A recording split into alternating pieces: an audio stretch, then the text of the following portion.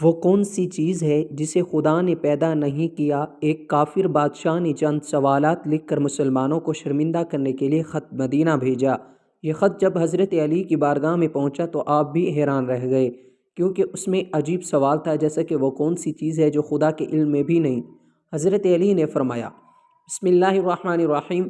ناظرین، اللہ تعالیٰ نے حضرت علی رضی اللہ تعالیٰ عنہ کو عقل و خرد کی اس قدر عرفہ و علی صلاحیتوں سے نوازا تھا کہ جو مسائل دوسرے حضرات کے نزدیک پیچیدہ اور لا علم سمجھے جاتے تھے، انہی مسائل کو وہ آسانی سے حل کر دیتے تھے۔ اکابر صحابہ کرام رضوان اللہ علیہم اجمعین ایسے اوقات سے پناہ مانگتے تھے کہ جب کوئی مشکل مسئلہ پیش آ جائے اور اس کے حل کے لیے حضرت علی رضی اللہ تعالیٰ عنہ موجود نہ ہوں۔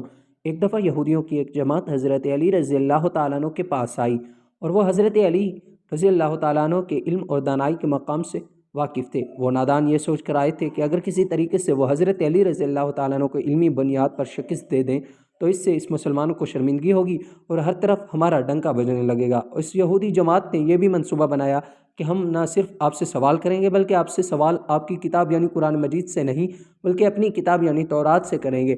اس جماعت نے من ہی من یہ سوچ لیا تھا کہ اگر حضرت علی رضی اللہ تعالیٰ عنہ ہماری شرائط کے مطابق تورات سے جواب دینے پر راضی ہو بھی جاتے ہیں تو یہی ہماری جیت ہوگی، لیکن کیسے؟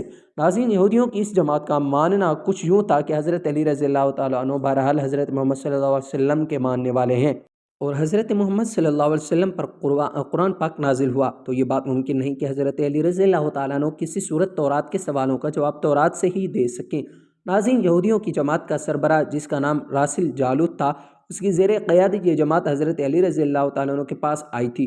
راسل جالوت بولا، اے علی، ہم لوگوں نے آپ کے علم کا بہت چرچا سنا ہے۔ حضرت علی کرم وجہ اللہ کریم مسکرا کر بولے، تو کیا اس بات کی تصدیق کرنے آئے ہو؟ راسل جالوت بولا، ہم آپ سے چند سوالات کریں گے، آپ کو ان سوال کا جواب ہماری کتاب تورات سے دینا ہوگا، اور اگر آپ نے سب کے سامنے ہمارے سوالوں کے جواب دے دیے تو ہم آپ کو باب العلم مان لیں گے۔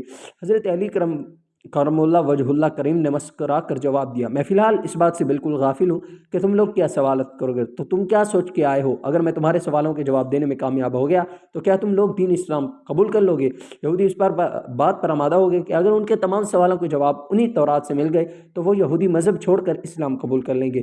یہ اس بات کی دلیل ہوگی جن سے آپ نے علم سیکھا وہ یقیناً اللہ کی طرف سے بھیجے گئے سچے نبی ہیں۔ ناظرین، اب تمام معاملات طے پا چکے تھے اور پورا مجمع خاموش ہو کر بیٹھ چکا تھا۔ سوالوں کا سلسلہ شروع ہوا۔ یہودی عالم راسل جالوت نے مجمع کی جانب دیکھا اور علم کے تکبر سے بھرپور لہجے میں سوال کیا، اے علی، یہ بتائیے وہ کون سی چیز ہے جو خدا کے لیے نہیں ہے؟ یہودی یہ جاننے تھے کہ مسلمانوں کی کتاب میں درج ہے کہ ہر چیز اللہ کے لیے ہے، اور اس بات کا جواب حضرت علی کے لیے دینا ناممکن ہوگا۔ مجمع میں بیٹھے تمام افراد سوچ میں ڈوب گئے کہ کائنات میں کوئی ایسی چیز بھی ہے جو اللہ کے لیے نہ ہو۔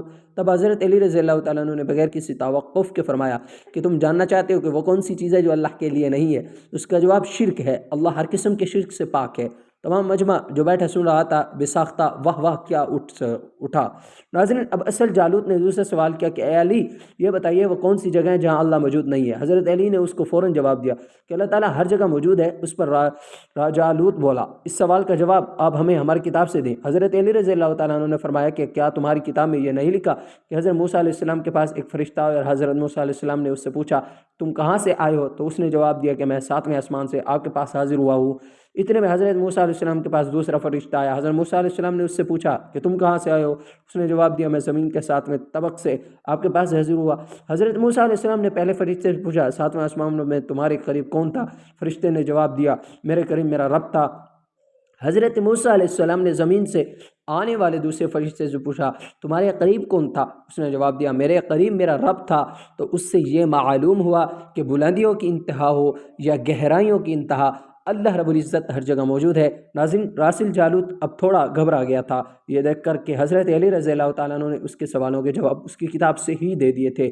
اب اس نے حضرت علی رضی اللہ تعالیٰ عنہ سے تیسرا سوال پوچھا، علی، یہ بتائیے وہ کون سی چیز ہے جو خدا کے قریب نہیں ہے؟ حضرت علی رضی اللہ تعالیٰ عنہ نے فرمایا کہ ظلم ایک ایسی چیز ہے جو میرے رب کے قریب نہیں ہے۔ ناظرین، اب راسل جالوت نے پے در پہ شکست کھانے کے بعد اپنے سوالوں کا زاویہ بدل لیا۔ اب اس نے علمی سوال کے بجائے تاریخی اور سائنسی سوال کی طرف اپنا رخ موڑ لیا۔